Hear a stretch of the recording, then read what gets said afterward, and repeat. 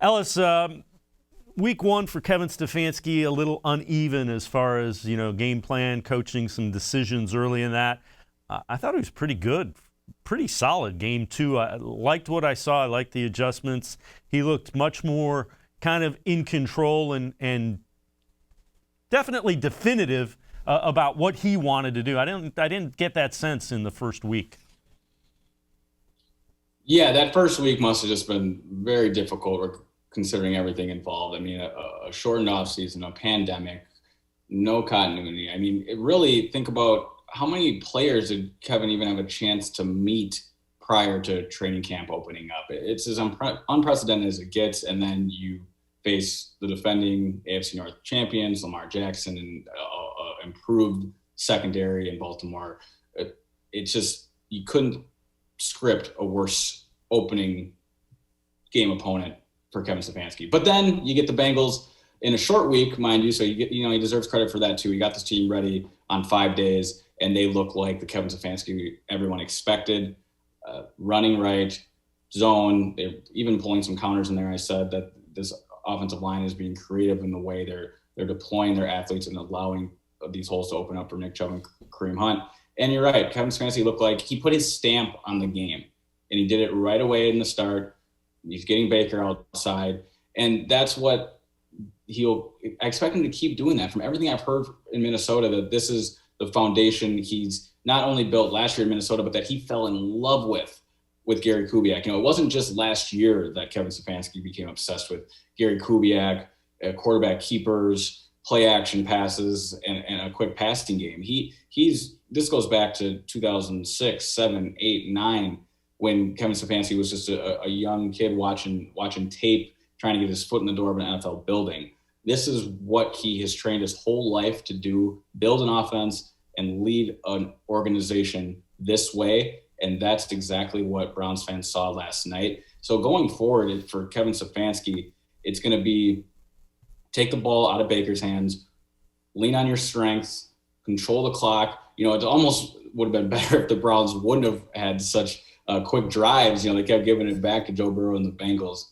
But it's got to be a great feeling for Kevin Stefanski to get this first one, because 1-1 feels a whole lot different than 0-2, especially losing an in-state rival and the former number one pick, Joe Burrow. So Kevin Stefanski starting off on the right foot in Cleveland despite a tough opening week against the Ravens.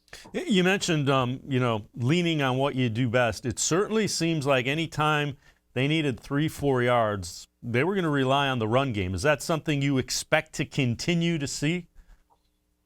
Yeah, 100%. And I'll give you this. When they did need 2-3 yards on that fourth down by the goal line, they didn't get it, and they ran the ball. And I need to make this so clear, and I'm so abundantly clear. I am 100% okay and in approval, endorsement of that call, that decision. In a perfect world, Odell Beckham Jr. and Baker Mayfield just connect on that third down pass play, and we're not even talking about this. But when you need it, Kevin Stefanski already proved he has some gotta-have-him plays. He can scheme guys open, and he can pick up critical fourth down when he needs it. You're not going to show all your gadget plays in one game against the Cincinnati Bengals. So he looked at the down and distance, understood the advantage that the Browns had running right against the Bengals, and he handed it off to Nick Chubb, who had 124 yards rushing, and thought he could pick up 2 yards. And you know what? He was dang close. And I know dang close doesn't count in football, and especially near the goal line, but that's the type of play where probably 7 times out of 10, Nick Chubb converts that. So I'm fine with it. So yeah, they're going to keep running. They're probably going to keep running right. Jack Conklin didn't even play last night, and it was one of the best running games I've ever seen.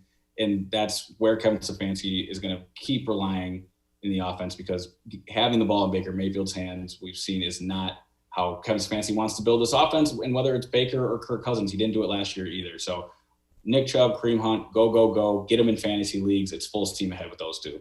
Well, and the other thing is later in the season, after you've built tendencies, that's when you could very well see them do some sort of play action and take in, they max protect and they take shots deep. But they're not going to do that until, they have the advantage of having run over people for a while. Yeah, if it ain't broke, don't fix it. And when you can just manhandle teams up front, you're going to keep pushing them forward. And I agree with you on the tendencies part, but sometimes you're just better than the opposing team up front, and your running backs are going to make up for any mistake they might make up front. So you can figure the Browns out, but if you don't have the athletes, the bodies, and the dedication to stop them, you're not going to stop the run. So now you have 8 guys in the box, and theoretically that allows Odell Beckham Jr., Jarvis Landry to make plays like Adam Thielen and Stephon Diggs did last year. So this offense is building, and I'm excited to see what it looks like against Washington.